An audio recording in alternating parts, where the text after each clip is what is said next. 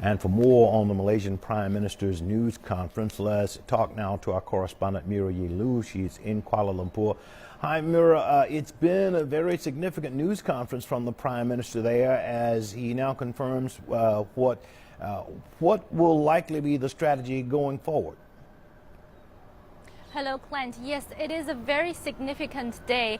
In fact, after 7 days of failed search and rescue operation, today we finally got some confirmation from the Malaysian authority. This is the first time. So let me walk you through what we know for sure. First of all, Malaysia authorities said that they know for sure someone deliberately turned off the transponder. That is the device for the aircraft to communicate with air traffic control. Someone deliberately switched off, and also the location when it was switched off was also very important. It was switched off in between the border between Malaysia and Vietnam. So there are some gap there, and that means that person knows this is a good window opportunity to do such thing.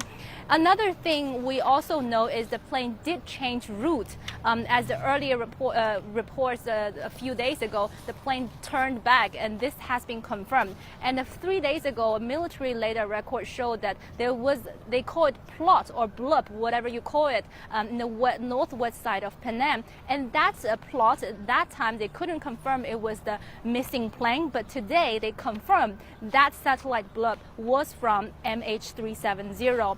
And then from that onwards, it turned northwest. There's some satellite information showed.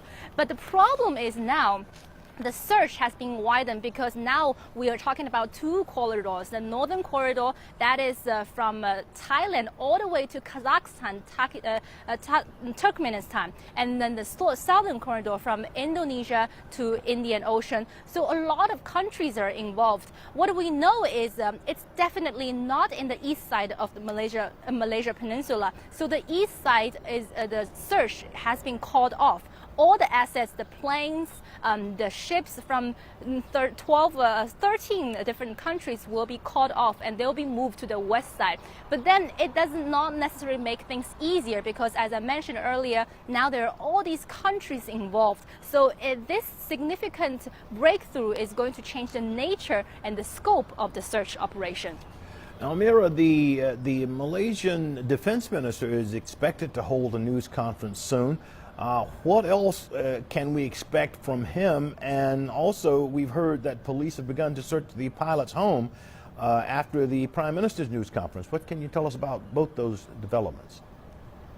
Yes, the Defense Minister, also the Acting Minister of Transport in Malaysia, is going to hold his daily press conference at 5:30 Beijing time this afternoon. So I guess he will have to answer loads of questions because just now with the Prime Minister's press conference, the Prime Minister didn't take any questions.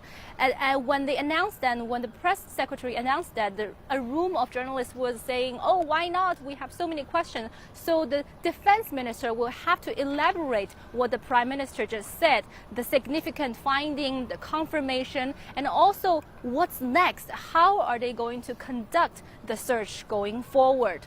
And you mentioned that, yes, Reuters is reporting that the police has investigated the pilot's house. And I just talked to the Reuters reporter on the ground, and he said we are actually going to the pilot house now. So we will have more information on that side. Back to you.